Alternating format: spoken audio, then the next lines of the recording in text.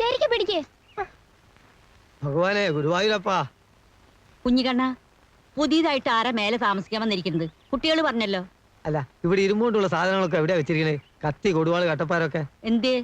അല്ല, ഒക്കെ വളരെ ഭദ്രമായിട്ട് അളമാറിലോ മറ്റോ വെച്ച് പൂട്ടണം. ഒന്നും മുറ്റത്തും പുറത്തും കണ്ടുപോകരുത്.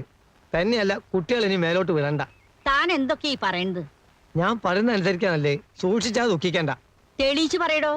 തെളിച്ചു വരാൻ വിരോധം ഉണ്ടായിട്ടല്ല, ഞെട്ടരുത്. ഞാൻ എന്തിനാ ഞെട്ടണത്? താൻ പറയടോ. വക്കീലിന്റെ കൂടെ താമസിക്കാൻ വന്നോനെ ചില്ലറക്കാരനല്ല, ജയിലിൽ നിന്ന് ലീവ് എടുത്ത് വന്നോനാ. കൊലപ്പുള്ളി. എന്റെ അമ്മേ. എന്താ മുത്തശ്ശി, കൊലപ്പുള്ളി എന്ന് പറഞ്ഞാൽ കയ്യിൽ തോക്കുണ്ടാവോ?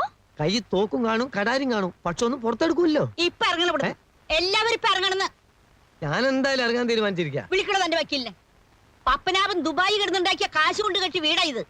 കണ്ട കൊലപ്പുള്ളികൾക്ക് വാടകയ്ക്ക് കൊടുക്കാനുള്ളതല്ല. അല്ലാന്ന് എനിക്കറിഞ്ഞൂടെ? ആ കൊലപാതകയെ ചവിട്ടി പുറത്താക്കടോ. ഒന്ന് പതുക്കെ പറ. എനിക്കൊരുത്തിരി പേടിയില്ലടോ. ഇറങ്ങി വരാൻ പറ. എന്നാ മുത്തച്ഛൻ എന്ന് പറ. ആഹാ. എടോ വക്കീലേ, വക്കീലേ, ഇറങ്ങി വാടക വിട്. അണ്ട കള്ളനെയും കൊലപാതകനെയും എന്റെ വീട്ടിൽ താമസിപ്പിക്കാൻ ഞാൻ സമ്മതിക്കില്ല. എന്റെ സ്വഭാവം നിനക്കറിയില്ല. ആ വക്കീല് കുളിക്കുക. ഇവിടെ എന്താ ഒരു ബഹളം? ബഹളോ? ആ എന്ത് ബഹളം? മുത്തശ്ശി ബഹളം വെച്ചതിനെ പറ്റിയാ? ഞാനാ? ആ കുഞ്ഞിക്കണ്ണൻ പറയായിരുന്നേ, മേലെ വന്നിരിക്കുന്ന ആള് കുറച്ച് പെശ കാണുന്നു. മുത്തശ്ശി താൻ പറഞ്ഞൂടോ. അപ്പൊ ഞാൻ പറഞ്ഞേ, മനുഷ്യരില് നല്ലതും ചീത്തയില്ലാന്ന്. മോനെ കണ്ട എന്റെ പപ്പനാവിന്റെ അതേ ചായ. എന്തെങ്കിലും ആവശ്യം ഉണ്ടെങ്കിൽ മുത്തശ്ശിയോട് ചോദിക്കണട്ടാ, മറക്കല്ലേ. തള്ളേ, കാല് വാരരുത്. എന്നെ കൊലക്ക് കൊടുക്കാനല്ലേ നിങ്ങളെ പരിപാടി? കുഞ്ഞിക്കണ്ണ, വിശ്വാസം ഞാൻ ചെയ്യരുതേ. അയാൾ നമ്മളെ കൊല്ലൂ മുത്തശ്ശി.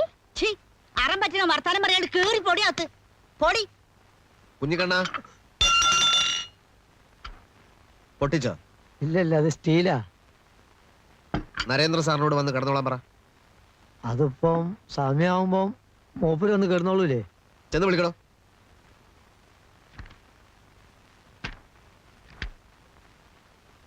വക്കീലൂടി വരാച്ച നമുക്ക് രണ്ടാൾക്കും ഒന്നിച്ചെന്ന് വിളിക്കായിരുന്നു. ഞാൻ മാത്രം മതിയോ? അയലോക്കത്ത് 5-6 ആളെയും കൂടി വിളിച്ചോ.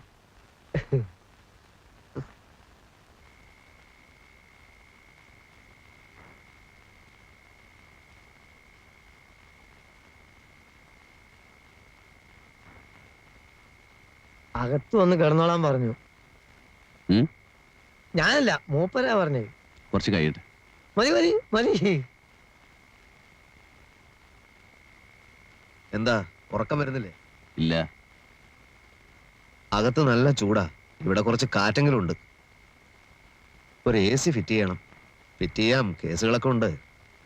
വക്കീല് നമ്മുടെ ജനുവിന്റെ വീട്ടിൽ പോകാറുണ്ടോ? ഞാനെന്തിനാ അവിടെ പോകുന്നത്? അല്ല, അവന്റെ അച്ഛനും അമ്മയും അവർക്കിപ്പോ എങ്ങനെയാ? അറിയില്ല. പാവം ജനു.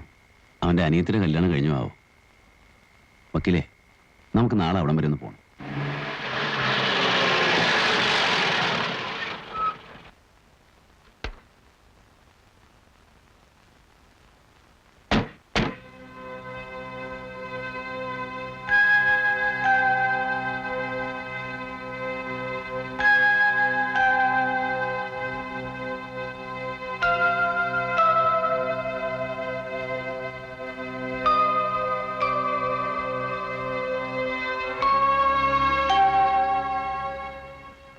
ആരുമില്ലേ ഇവിടെ?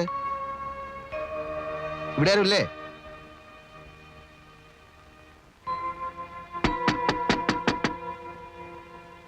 ആരാ? ജനുവിന്റെ അച്ഛനാ. ഓ,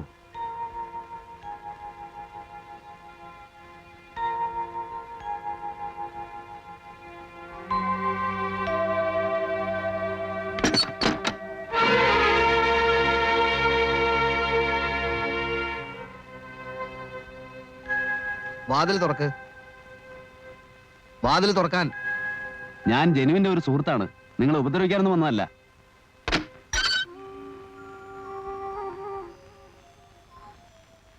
എന്താ വേണ്ടത്? ജനുവിന്റെ ഒരു ക്ലോസ് ഫ്രണ്ടാണ്. വിവരങ്ങളൊക്കെ ഞാൻ അറിഞ്ഞു.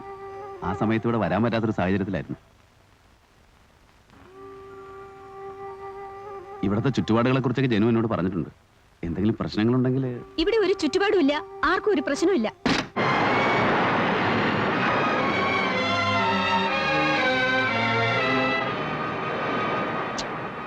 പോകണ്ടായിരുന്നു.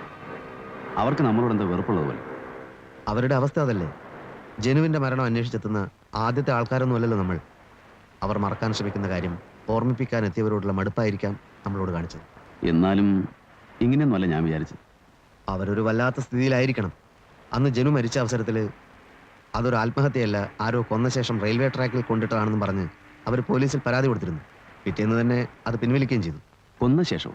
അതെങ്ങനെ? അതല്ലേ ഞാൻ പറഞ്ഞത്, അവരാകെ കൺഫ്യൂഷനിലാണെന്ന്. ഏതോ ഒരു പത്രത്തിൽ അന്നങ്ങനെ ഒരു ന്യൂസ് വന്നിരുന്നു. പിന്നെ അതേപ്പറ്റിയൊന്നും കേട്ടില്ല. റെയിൽവേ ട്രാക്കിലാവുമ്പോ ഇല്ല, അത് ആത്മഹത്യ തന്നെ ആയിരിക്കും. അതെ, ഞാൻ പറഞ്ഞത് അവരുടെ ഒരു മാനസികാവസ്ഥയെ പറ്റിയാണ്.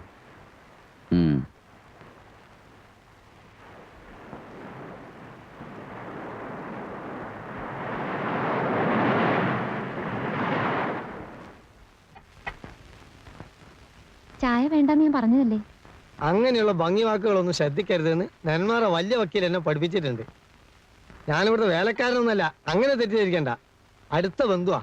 സദാനന്ദനെ നിയന്ത്രിക്കാനാ ഞാൻ ഇവിടെ നിൽക്കുന്നത്. ഏത് സദാനന്ദൻ? PS നെന്മാറ, ചെറിയ വക്കീല്.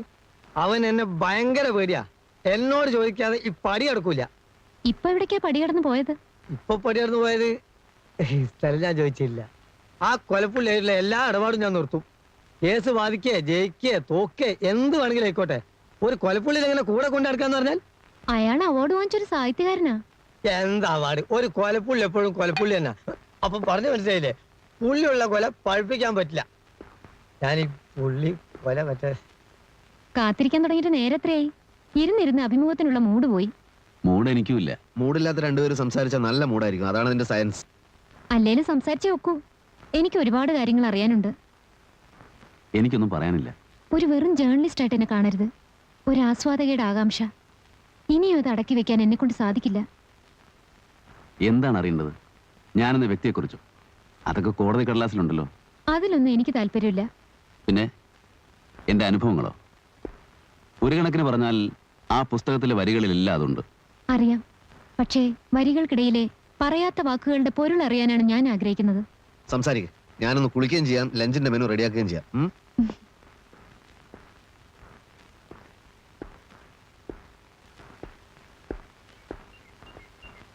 മിസ്റ്റർ നരേന്ദ്രന്റെ ചെറുപ്പം മുതലുള്ള ജീവിതത്തെപ്പറ്റി നോവലിൽ വലിയ പരാമർശമൊന്നുമില്ല. അതൊരു നോവലാണോ? എന്തായാലും അതങ്ങനെ ആക്കാൻ വേണ്ടിയല്ല ഞാൻ എഴുതിയത്. ചിതറിയ കുറേ ചിന്തകൾ ഉറക്കം കിട്ടാത്ത രാത്രികളിൽ എന്തിനു വേണ്ടി എഴുതി വെച്ചു, അത്രമാത്രം. കാര്യമായ ഉദ്ദേശങ്ങളൊന്നും ഇല്ലാത്തോണ്ട് തന്നെയാണ് അതൊരു ക്ലാസിക് ആയതും. എന്തോ കുട്ടിക്കാലത്തെ പറ്റി ഓർക്കുമ്പോൾ ആദ്യ ഓർമ്മയിൽ വരുന്നത് ഇരുമ്പഴികൾക്കപ്പുറത്തെ അവ്യക്തമായൊരു മുഖമാണ്. അതെൻ്റെ അച്ഛനായിരുന്നു. തൂക്കിക്കൊല്ലാൻ വിധിക്കപ്പെട്ട് ജയിലിൽ കഴിയുന്ന എൻ്റെ അച്ഛൻ. അമ്മയുടെ വിരലിൽ പിടിച്ച് ഞാനൊരിക്കൽ പോയിരുന്നു. അമ്മയുടെ തേങ്ങലും എൻ്റെ ഓർമ്മയിലുണ്ട്. അഴികൾക്കിടയിലൂടെ കൈയിട്ട് അച്ഛൻ എന്നെ കെട്ടിപ്പിടിക്കാൻ ശ്രമിച്ചു. ഐസ് കട്ടകൾ പോലെ തണുത്തതായിരുന്നു അച്ഛൻ്റെ വിരലുകൾ. അച്ഛൻ മരിച്ചതിന് ശേഷവും ചില രാത്രികളിൽ ആ തണുത്ത വിരലുകളുടെ സ്പർശനം ഞാൻ അറിയാറുണ്ട്. എനിക്ക് തിരിച്ചറിവായപ്പോഴേക്കും എൻ്റെ അമ്മയ്ക്ക് തിരിച്ചറിവ് നഷ്ടപ്പെട്ടിരുന്നു. പിന്നീടെപ്പോഴോ ഏതോ മനോരോഗ ആശുപത്രിയിൽ വെച്ച് അമ്മ മരിച്ചു എന്ന് ഞാൻ കേട്ടു. ആരോടും കമ്മിറ്റ്മെന്റ് ഇല്ലാതെ ജീവിക്കുന്നതിൻ്റെ സുഖം അതിൽ പിന്നെയാണ് ഞാൻ അറിഞ്ഞത്. ഒരു നീണ്ട കറക്കമായിരുന്നു. പലതും ചെയ്തു. വായിച്ചു വായിച്ചൊരു ജ്ഞാനിയാകാൻ ശ്രമിച്ചു. ചിന്തിക്കാനുള്ള കഴിവ് നഷ്ടപ്പെട്ടവർ വായിച്ചാൽ മതിയെന്ന് പിന്നീട് തോന്നി. മയക്കുമരുന്ന് വിറ്റു, വാടക കൊണ്ടയായി. ഹരിദ്വാരിൽ ഒരു ആശ്രമത്തിൽ 3 കൊല്ലത്തോളം സന്യാസ ജീവിതം നയിച്ചു. അധികാരത്തിന്റെ വടംവലിയും പൊളിറ്റിക്സും ഒക്കെ അവിടെ ഒരു വിഷയമാണെന്ന് കണ്ടപ്പോൾ കാഷായ വസ്ത്രം വലിച്ചൂരി ഓടയിലെറിഞ്ഞു. പോരെ? പോര്. സംഭവങ്ങളിലെ വിശദാംശങ്ങളിലേക്ക് മതി. അങ്ങനെയല്ല. കുറെ ചോദ്യങ്ങളും കുറെ ഉത്തരങ്ങളും അല്ല എന്റെ ഉദ്ദേശം. താങ്കളുടെ ക്യാരക്ടറൈസേഷന്റെ പ്രത്യേകതകളും നോവലിലെ സംഭവങ്ങളും വെച്ചുകൊണ്ടുള്ള ഒരു സ്റ്റഡിയാണ്. ആയിക്കോളൂ. അതിനിയും പലതും അറിയണം. ഇപ്പൊ വേണ്ട, ഞാൻ നാളെ വരാം. വേണ്ട. അയ്യോ, അങ്ങനെ പറയരുത്. ഞാൻ വരും. വേണ്ടെന്നല്ലേ പറഞ്ഞത്? ശല്യപ്പെടുത്തില്ല. ഇപ്പൊ പോന്നു. പക്ഷെ നാളെ എന്തായാലും വരും.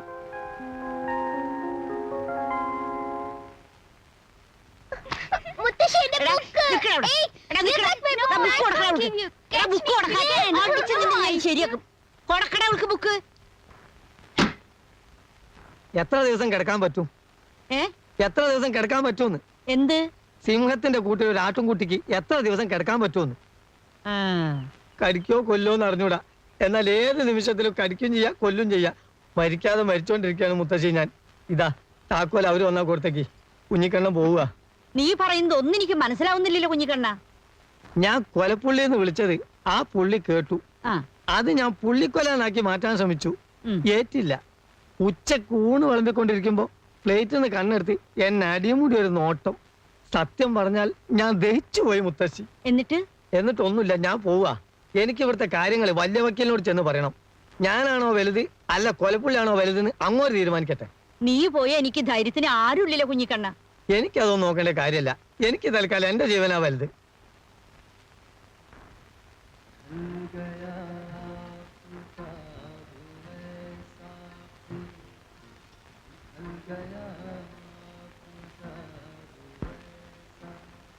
ആഹാ, ഡാഡി എപ്പോ വന്നു? ഒന്നും അറിയിച്ചു പോലുമില്ലല്ലോ. Phone ചെയ്യായിരുന്നില്ലേ daddy? നീ ഇതുവരെ എവിടെയായിരുന്നു? ഞാൻ നിന്റെ ഓഫീസിൽ പോയിട്ടാ വരുന്നത്. ഒരു ജേർണലിസ്റ്റിന് ഓഫീസിനുള്ളിൽ മാത്രം അടങ്ങിയിരിക്കാൻ പറ്റുമോ ഡാഡി? ഈ ലോകത്ത് എന്തെല്ലാം കാര്യങ്ങളാണ് സംഭവിക്കുന്നത്. അതിന്റെ ഒക്കെ പിന്നാലെ എന്റെ മോള് പോയേ പറ്റുമല്ലേ? ഡാഡി ഇന്ന് നല്ല മൂഡിലല്ല. വാ, നമുക്ക് അകത്തിരുന്ന് സംസാരിക്കാം. ഡാഡി ഇരിക്കെ.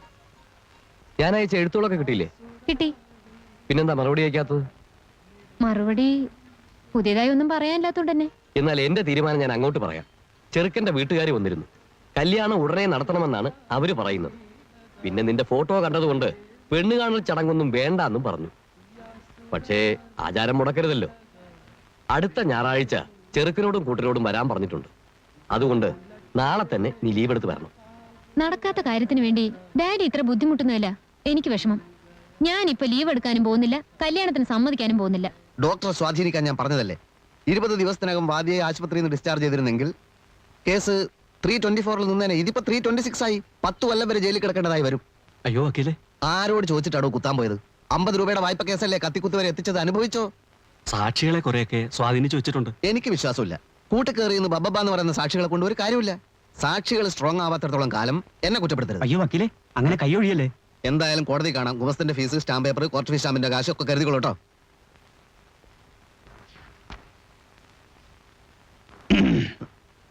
ഇതെവിടേക്കാണ്? തനിച്ച് ഇവിടെ ഇരുന്നിട്ട് എന്ത് ചെയ്യാനാ? ഞാനും വരുന്ന വക്കീലിനോട്. എവിടേക്ക്? വക്കീൽ എവിടേക്കാണോ അവിടേക്ക്. ഞാൻ കോടതിയിലേക്കാ. ആയിക്കോട്ടെ. ഞാനവിടെ ഭയങ്കര ബിസി ആയിരിക്കും. ബിസി ആയിക്കോന്നേ. പരോള് കഴിയുന്നതിന് മുമ്പ് നല്ല 2 നോവൽ എഴുതി ഫിനിഷ് ചെയ്യും. ഇവിടെ ഇരുന്നോ.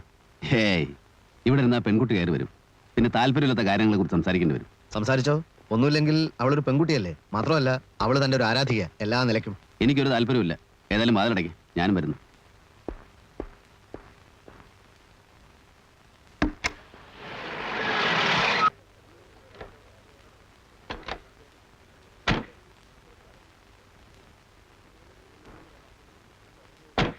അപ്പൊ എന്താ തന്റെ പരിപാടി? വക്കീലിന്റെ ജോലികൾ നോക്കിയോ, ഞാനിവിടെയൊക്കെ തന്നെ ഉണ്ടാവും. നെല്ലായി കത്തിക്കുത്ത് കേസിന്റെ ക്രോസ് വിസ്താരാണ്. കഴിയുമ്പോൾ ഒരു വഴിയാവും. കാറിനെടുത്ത് കാണാനല്ലേ ഞാനങ്ങ് പോകും. വക്കീല് ചെല്ലേ, വിസ്താരം തുടങ്ങുമ്പോൾ ഞാനും വരാം. എനിക്കും കേൾക്കണം. Good morning sir. ആ, ഉത്തമം വന്നില്ലേ? വന്നു, സാറിന് വേണ്ടി വെയിറ്റ് ചെയ്യവിടെ. ആ, കടലാസൊക്കെ എടുത്തു വെച്ചില്ലേ? എല്ലാം എടുത്തു വെച്ചാണ് സർ. വക്കീലെ, ഞാൻ പറയുന്ന ഒന്ന് കേക്ക് വക്കീലെ. അനന്ത, ഇനി അവധിക്ക് വെക്കുന്ന പ്രശ്നമില്ല. എടോ, കേസ് നടത്തുമ്പോൾ വൃത്തി വേണം. എനിക്ക് സ്ഥിരമായിട്ട് ഇതായിരുന്നല്ലോ പണി. അവിടെ വെയിറ്റ് ചെയ്യടോ, ഞാൻ വിളിക്കാം. വക്കാലത്ത് ഏറ്റെടുക്കാനും കാശ് വാങ്ങിക്കാനൊക്കെ എന്തൊരു പല്ലിളിച്ചാട്ടിലായിരുന്നു. ആത്മാർത്ഥയില്ലാത്ത ഇയാളെ പിന്നാലെ നടക്കുന്നതിൽ ഭേദം ജയിലിൽ കിടക്കുന്ന.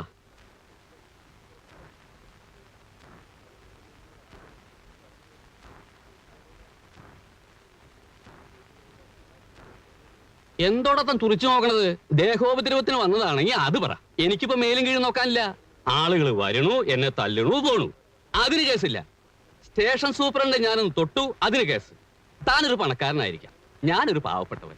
നമ്മൾ ഒരേ കുറ്റം ചെയ്താലും കേസിന്റെ പോക്ക് 2 വഴിക്കായിരിക്കും. എന്താ കേസ്? അപ്പൊ തനിക്കെന്നെ അറിയില്ലേ? സസ്പെൻഷന് ശേഷം ഇക്കണ്ട കാലൊക്കെ ഞാൻ ഈ കോടതി വരാന്തേ തന്നെയല്ലടൂ. ആകെ ഉണ്ടായിരുന്ന പശുവിനെ വിറ്റു, ആകെ ഉണ്ടായിരുന്ന വരിക്കപ്ലാവ് വിറ്റു. ഇനി ആകെ ഉള്ളത് ഞാൻ മാത്രം. എന്നെ കൊണ്ട് വയ്യേ. എന്ത് കുറ്റാണ് ഞാൻ ചെയ്തത്? ഡ്യൂട്ടി കഴിഞ്ഞ് ക്വാർട്ടേഴ്സിലേക്ക് പോരുമ്പോ 2-3 ആളുകൾ കൂടി ഒരു ശവം ട്രാക്കിൽ കൊണ്ടിരുന്ന് കണ്ടു. ഞാൻ ഒരു ശുദ്ധനായതുകൊണ്ട് ഒന്നും ആലോചിക്കാതെ ആ വിവരം പോലീസ് എന്ന് പറഞ്ഞു. പിറ്റേന്ന് രാത്രി എന്റെ ക്വാർട്ടേഴ്സിലേക്ക് 4-5 ആൾക്കാർ കയറി വന്നിട്ട് നീ പോലീസ് എന്ന് വിവരം പറയൂ അല്ലടാ പട്ടി എന്ന് പറഞ്ഞ് 4 ഭാഗത്ത് നിന്ന് കിട്ടി. ഇടിയെന്ന് പറഞ്ഞാലോ കിട്ടേണ്ടത് കിട്ടിയപ്പോ ഈ കാര്യം മനസ്സിലായി. ആരെങ്കിലും ഒരു ശവം റെയിൽവേ ട്രാക്കിൽ കൊണ്ടുവന്നിട്ടാൽ നമ്മൾ കാണരുത്, ഇനി കണ്ടാൽ തന്നെ പോലീസ് എന്ന് പറയരുത്. RK ചിറ്റ് ഫണ്ട് ജീവനക്കാരൻ ജനാർദ്ദന്റെ മരണം ആത്മഹത്യയോ കൊലപാതകമോ എന്ന് പത്രങ്ങൾ. അടി കിട്ടിയതിനു ശേഷം ഞാനൊന്നും മിണ്ടാൻ പോയില്ല. അല്ല, നമ്മൾ ഇതിനു മുമ്പ് കണ്ടിട്ടുണ്ടോ? ജനാർദ്ദനെ ആരാ ട്രാക്കിൽ കൊണ്ടിട്ടത്? ആരെങ്കിലും ആയിക്കോട്ടെ, നമുക്കെന്താ പ്രശ്നം? അതല്ല, ഒരു ദിവസം സൂപ്രണ്ടനെ വിളിപ്പിച്ചു. അനന്താ, നിന്നെ അന്വേഷണ വിധേയമായി സസ്പെൻഡ് ചെയ്തിരിക്കുന്നു എന്ന് മൂപ്പര്. എന്ത് അന്വേഷണമാണ് സാറേ എന്ന് ഞാൻ. നീ ഡ്യൂട്ടി സമയത്ത് മദ്യപിച്ചു എന്നൊരു കംപ്ലൈന്റ് ഉണ്ടെന്ന് മൂപ്പര്. വേറെ എന്തായാലും കുഴപ്പമില്ല, ഇതുവരെ മദ്യം കൈകൊണ്ട് തൊടാത്ത ആളാ ഞാൻ. ആരുടെ കംപ്ലൈന്റ് ആണ് സാറേ എന്ന് ഞാൻ. അത് നീ മേലധികാരികളോട് പോയി ചോദിക്കുന്നത് മൂപ്പര്. പെട്ടെന്നുള്ള ദേഷ്യം കൊണ്ട് സൂപ്രണ്ടിന്റെ മൂക്കടച്ച് ഒന്നാ വെച്ചു കൊടുത്തു. അതിനുശേഷം ഞാൻ ഇവിടെ തന്നെയാ. അടിപിടി കേസ്, കത്തിക്കുത്ത് കേസ്, ബലാത്സംഗ കേസ്, ഇനി എന്റെ തലയിൽ വെക്കാത്ത കേസൊന്നുമില്ല. ഞാൻ ഇത് വല്ലതും അറിഞ്ഞാണോ സാറേ? വക്കീലേ വക്കീലേ വക്കീലേ, ഞാൻ പറഞ്ഞു കേക്ക് വക്കീലേ.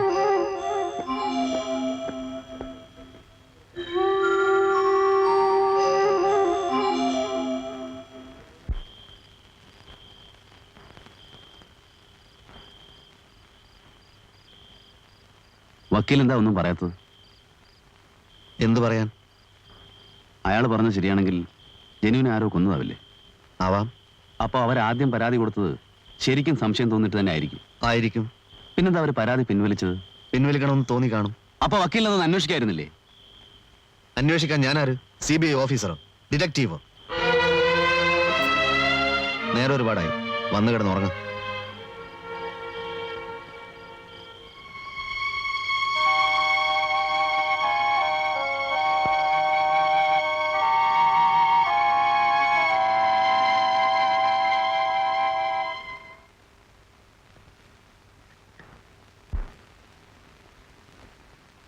മോളെ, പിന്നെ ആരോ വരുന്നു. അച്ഛൻ എവിടെ നിന്ന് ചോദിച്ചാ ഇവിടെ ഇല്ലാന്ന് പറഞ്ഞേക്ക്.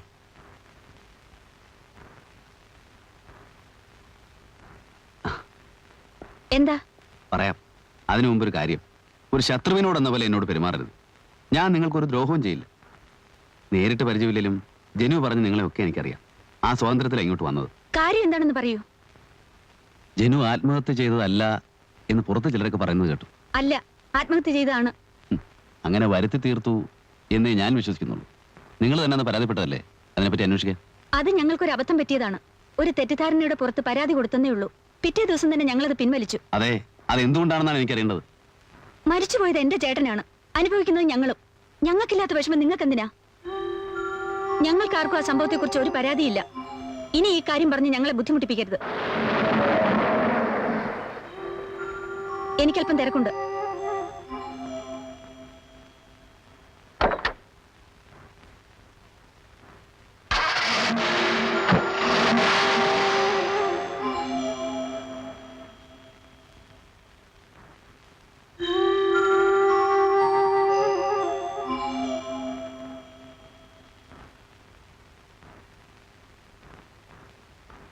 ഇതിലേതാ പ്രിന്റ് ചെയ്യണ്ടേ? ഇത് ശരി.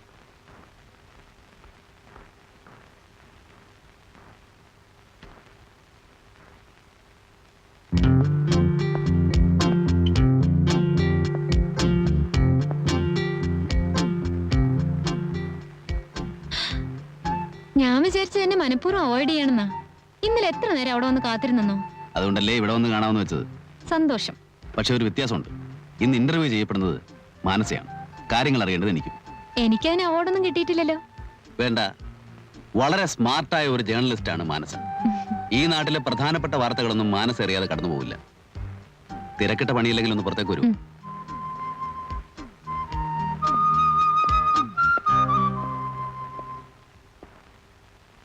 വളച്ചു കെട്ടാതെ കാര്യം പറയാം. എനിക്ക് ഈ ലോകത്ത് ഒരേ ഒരു കൂട്ടുകാരനെ ഉണ്ടായിരുന്നുള്ളൂ, ജനാർദ്ദനൻ. കുറച്ചുനാൾ മുമ്പ് അയാൾ മരിച്ചുപോയി. ഞാനപ്പോൾ ജയിലിലായിരുന്നു. ആത്മഹത്യയാണെന്നായിരുന്നു കേട്ടിരുന്നത്. പക്ഷേ ഇപ്പൊ കിട്ടിയ സൂചനകൾ വെച്ച് നോക്കുമ്പോൾ ജനുവിനെ ആരോ കൊന്നതാണ്. പോലീസ് അന്വേഷണം ഉണ്ടായില്ലേ? ജനുവിന്റെ ബോഡി ട്രാക്കിൽ കൊണ്ടുപോയിടുന്നത് കണ്ടു എന്ന് പോലീസിൽ റിപ്പോർട്ട് ചെയ്ത ഗാങ്മാൻ ഇപ്പോൾ സസ്പെൻഷനിലാണ്. കൊലപാതകമാണെന്ന് പരാതിപ്പെട്ട ജനുവിന്റെ വീട്ടുകാർ പിന്നീട് നാവ് ഉയർത്തിയിട്ടില്ല. വലിയ കൈകളാവണം പുറകിൽ. അന്ന് ഏതോ ഒരു പത്രത്തിൽ കൊലപാതകമാണെന്ന് പറഞ്ഞ് വിശദമായ ഒരു റിപ്പോർട്ട് വന്നിരുന്നതായി വക്കീൽ പറഞ്ഞു. ആ പത്രവും തപ്പിയെടുക്കാൻ മാനസികനെ സഹായിക്കാമോ? ജനാർദ്ദനൻ അല്ലേ? അതെ. പത്രം ഏതാണെന്ന് നമുക്ക് കണ്ടുപിടിക്കാം.